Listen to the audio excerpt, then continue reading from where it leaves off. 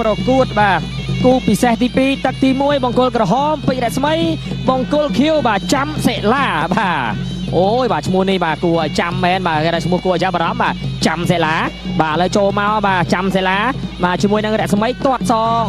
បាទរស្មីបង្គោលក្រហមបាទចូលមកម៉ាត់ចុះម៉ាត់ឡើងបាទសិលាថាបាទទាត់សងទៅទាត់សងពីរស្មីទៅវិញ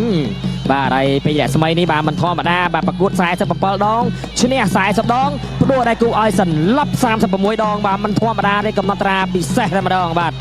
ឡូវជួបជាមួយនឹងចាំសិលាបាទកូនសិស្សរបស់លោកគ្រូហេងប៊ុនឃឹមសិស្សប្អូនខឹមឌីម៉ាឃឹមបូរ៉ា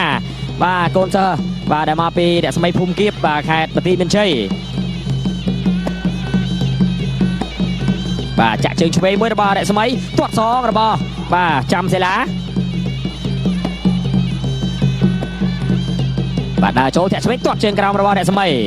បាទ3ទឹកទេបាទគូនេះបាទគឺមិនមានការស្ទាបស្ទង់ប៉ុន្តែអ្នកទាំងពីរបាទរៀងប្រយ័ត្នគ្នាទៅវិញទៅមកបាទទឹកទី1អីចូលដៃឆ្វេងស្ដាំរបស់បាទរស្មីឥឡូវហើយបាទសិលាបាទតែបិទជប់បិទខិនបិទឃុំចិត្តឆឹងតែម្ដងបាទដើរចូលជង្គង់មួយជង្គង់សងគ្រាកជង្គង់របស់រស្មីបាទអូហូយបាទសិលាចាប់បោកឲ្យដួលតែម្ដងបាទខណៈដែលលោកអញ្ញាកដាននៅលើសង្វៀនបាទគឺលោកននរិទ្ធដើរចូលទាត់ឆ្វេងបាទធាក់ឆ្វេងជាបន្តបាទដើរចូលឆ្វេងស្ដាំម៉ាត់មួយអូហូយទាត់មួយទៀតរបស់រស្មីថយពីចាំសិលាបាទទាត់ឆ្វេងម៉ាត់ឆ្វេងស្ដាំបាទចូលដៃឆ្វេងមួយរបស់សិលាមាញ់បាទរស្មីដើរចូលទៅបាទចូលបេះដៃឆ្វេងបាទជង្គង់បេះដៃស្ដាំមួយទៀតរបស់សិលា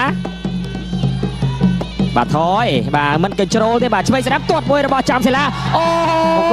ចុកចោលតែម្ដងបាទរមូលហើយបាទរស្មីថ្ងៃនេះជួបរបស់ប៉ិតហើយរស្មី6 7 អត់រង្គើទេបាទទៅរួចទេបាទ9ដងទៅរួចទេអានឹងចាញ់ហើយអានឹងចាញ់ហើយបាទ8វាយបានទេកុំសង្ឃឹមតែមានលេខឈ្នះណាបាទបើនៅសល់2ទឹកទៀត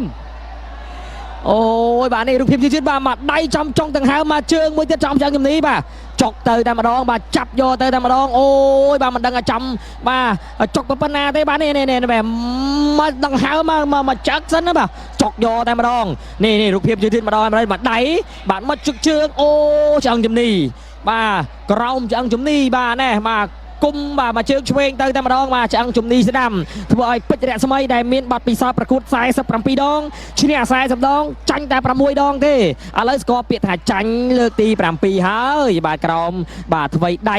បាទរបស់អ្នកដែលមកពីខេត្តបន្ទាយមានជ័យបាទគឺកូនសិស្សរបស់លោកគ្រូហេងមុនឃឹម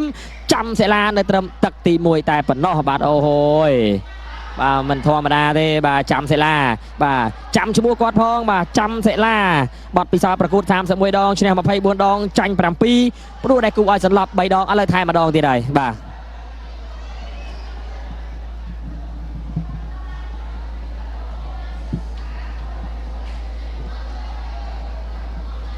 បង្គោលខៀវ